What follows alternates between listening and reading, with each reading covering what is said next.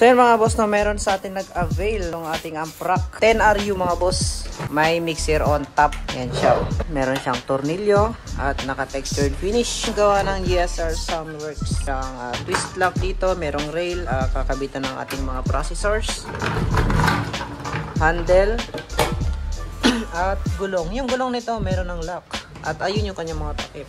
And then dito mga boss, kanina kukunin na sana to itong ating Amprac niya, I mean. Tapos yung mayari sabi niya hindi siya marunong magkabit-kabit nito kung mga processor na to. Hindi niya daw napapatino yung kanyang sound system sa bahay. Kaya naman sabi ko, boss, dalhin mo na ito at ako magkakabit para mapatino mo yung sound system dyan sa bahay mo. Which is, meron naman akong konting alam dito, yung mga basic lang. Tapos ito mga boss, yung kanyang mga processors, mixers at amplifier. Ito DIY lang daw yan. DIY na amplifier, power up. Then meron siya dito ang concert 502C, which is ito yung mga original mga boss. Yung mapapansin nyo yung mga original, naka-print yung kanyang concert. Tapos meron dyang concert na nakalagay dyan sa top. AB502C, ito yung mga original na concert 502, yung mga kalumaan. Pero yung naka-emblem, yung nakadikit lang dyan, local yun. Tapos meron siya ditong DBX na 231S. Yan, napakalupit. Ang dami oh. Tapos meron siya ditong BBE na maximizer, which is hindi na siguro natin to gagamitin kasi ang sinuggest ko sa ating client is crossover na lang. Yan, wala siyang crossover eh. Equalizer lang tsaka to. Yan. Try natin kung magkakasya to.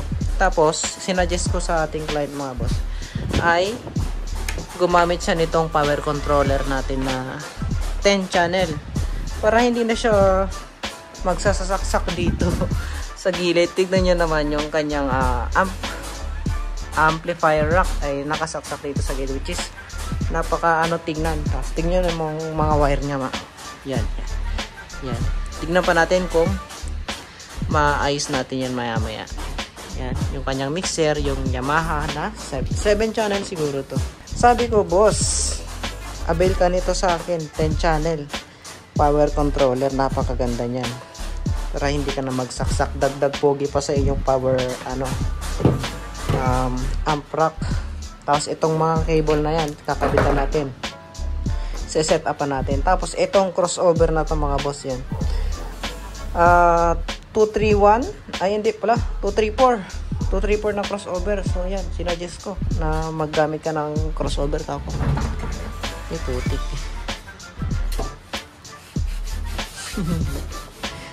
So yan, sisimulan natin mga boss, lilinisan muna natin yan.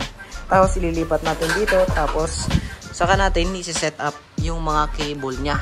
So let's do this. So yun mga boss, no, nililipat muna natin bago natin lilipat sa ating bagong amplifier rack. Ang ating 10RU amplifier rack. Wala tayong microphone ngayon mga boss. Kaya medyo may noise. Kaya yung kanyang ikon. Sobra. Kalat. Ito mga boss yung ilalagay nating crossover. Itong 234XL. Tatak niya is U-box. Yan yung kanyang likod. Yung kapit nito XLR sound. Hindi ko masyadong pamilya dito. Pero mayroon naman akong konting alam dito. Kaya yan. Sabit natin. Ito yung kanyang equalizer mga boss. Yan branded DBX 231S graphic equalizer. Napakaangas. Bago po.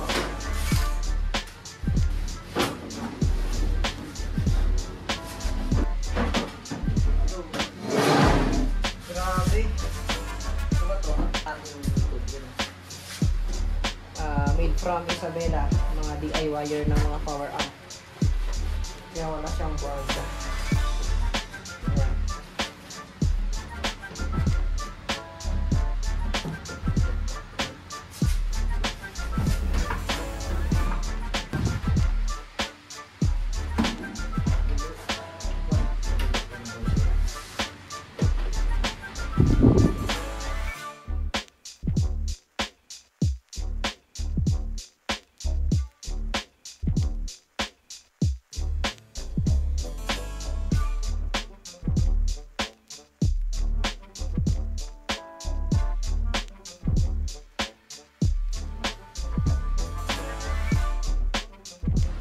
So ito na nga mga boss yung result. Yan.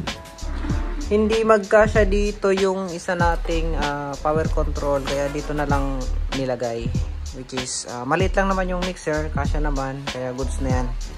Ito siya, kulang sa kanya yung 10 RU, which is mas okay siguro pag 12 RU yung kanyang amplifier rack na in order. Kulang yung 10 RU para sa kanya kasi naka dual kasi siya na equalizer. I mean, mataas yung equalizer niya. Tapos dito meron pa akong isang problema. Yan, nakabit ko na yan. Nakabit ko na lahat. Kulang na lang dyan is yung output nitong crossover natin na sa pang sub papunta dito sa ating power amp. Which is kulang yung connector niya. So ang gagawin natin, ito kasi mga boss, ito mail ba yung tawag dyan? Hindi siya akma dito sa sa plug na yan.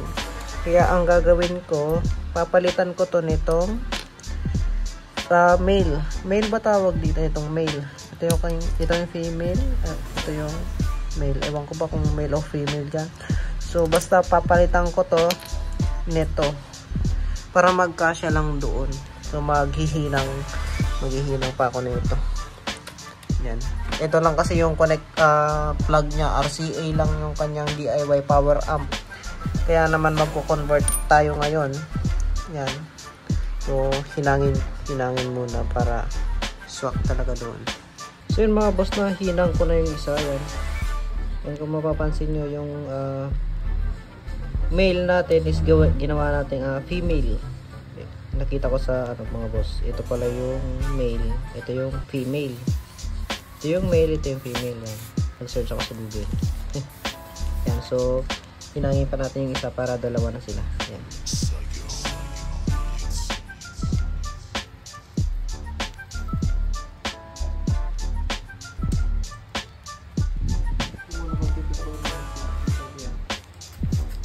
So yan mga boss, okay na yung ating pangalawang XLR female. Yan. Kabit na natin. Medyo hindi ako marunong maghinang-hinang.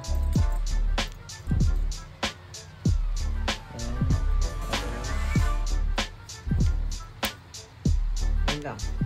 Ito na. Yung dating male na XLR, ginawa nating female para makakonect tayo dun sa ating output, sa ating bus. Para makakonect tayo dito sa bus sub, pupunta dito sa ating power amp. Isa pang problema natin dito mga boss, kaya pala pag nilalagay niya dito yung kanyang mga amplifier is mahina daw. So trinay ko yung ibang equalizer, gumagana naman. Tapos trinay ko din yung maximizer. Ayan, meron akong trinay dito, maximizer tapos equalizer. Trinay ko yung isang equalizer natin, gumana naman siya. Kaya nagpalit-palit na ako ng mixer kasi hindi ko mahanap kung bakit na hindi tumutugtog. Yun pala, itong equalizer na to ni sir is sira. Ewan ko lang kung sira or hindi ko lang talaga mahanapan. Pero ginawa ko na yung best ko, pero talagang wala tong output. Yan. Tingnan mo. Yan. Kuwan lang siya, tumutunog siya pero sobrang hina. Just kapag pinalitan ko to, malakas. So ang bala ko dito is yung maximizer na niya ang gagamitin ko, hindi na itong equalizer. Tatanggalin ko na to, no, para maayos. So ito na siya mga boss. Ayan, nakabit na natin yung pinaka final natin na outcome. Ayan. And ipapakita ko sa inyo kung paano natin kinabit yung ating mga processors papunta sa amplifier galing sa mixer. So papakita ko sa inyo kung paano. Dito meron tayong power controller, crossover, maximizer, amplifier pang mid, amplifier pang sub. So yung equalizer dito mga boss, tinanggal ko siya, which is hindi siya gumagana. Ito siya, yan o. Yan, puro ugong lang yung sounds niyan, kaya tinanggal ko na lang kasi ayaw talaga wala eh. Ito yung kanyang mixer. Yan. Tapos isa pa sa napansin ko dito sa mixer na to, yung output niya is parang may ground. Tapos hindi malinis yung tunog niya. Yun, isasuggest ko na lang kay sir na kay client natin na magpalit siya ng mixer para maganda yung tunog ng kanyang sound sa bahay. Tinry ko yan kanina, which is hindi na natin maitatry ngayon kasi gabing-gabi na, alas 10 na. Yun. So dito sa likod mga boss, yan, papakita natin kung paano tayo mag-setup. Basic setup lang naman to mga boss, madali lang siyang sundan. Yan lang, setup natin yung ating lights. So eto siya mga boss, yan, power amp pang sub, power amp, intake amp sa mid. Ito yung ating BBE maximizer, crossover, power control. Yan, i-focus muna natin yung camera, no? So unang-una mga boss, ito yung output. Yan, sinaksak natin dyan sa main output using PL55. Ito yung PL55 na tinatawag mga boss. Tapos ito yung RCA na tinatawag. So saksak mo lang dyan kasi walang connector si sir na diretsong PL55 eh. So kaya nag-convert tayo itong PL55 converter galing sa RCA. Yun. So left and right main output. Tapos yung galing sa mixer natin, inayos ko na kasi itong likod niya eh. So tuturo ko na lang sa inyo yung dito banda. Kasi hindi natin masundan yung wire kung saan pupunta yan. Dito na lang. So ito mga boss, yung dalawang blue na yun, galing yan sa ating mixer. Papunta sa ating maximizer na input. Papunta sa input ng ating maximizer. Yun o. Makikita nyo input. Dalawa yan eh. Dalawang input yan eh. Itong isa tapos input nitong isa. Tapos itong output ng maximizer natin mga boss is nilagay natin dito sa input ng crossover. Ganon din dito mga boss sa kabilang channel. Output nitong kabilang channel nilagay natin dito sa channel, kabilang channel din ng crossover. Tapos dito mga boss, kung mapapansin nyo ay naka 2-way lang tayo na stereo. Yan, 2-way stereo. Tapos ito namang high na to mga boss is nakakonect siya dito. Yan, sa puti na yan. Tapos dito naman sa kabila, yung ating high, yan, nakakonect din siya dito sa ating pang mid high. Tapos itong sub naman mga boss, ito, yun. Yung low natin, nakakonect yan dito sa ating power amp. Yan, ganon din lang. Tapos sa low naman sa kabila, nakakonect din sa ating left channel ang ating power amp. So yun lang, ganon lang kadali mga bossing ang pag-connect ng ating mga processors. So basic lang naman to. Yan, kung meron akong naisabing mali, pakicorrect nyo na lang dyan sa comment section, no? Kasi ako ay baguhan lamang. So yun na nga mga boss, ano? Yan. Ganyan natin inayos ang ating mga processors. Yan, presentable na siyang tignan.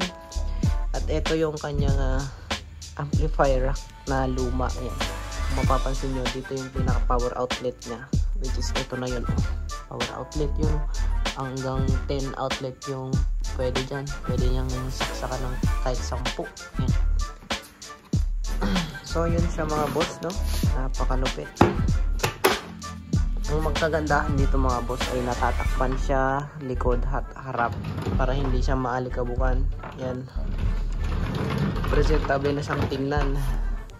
Yun.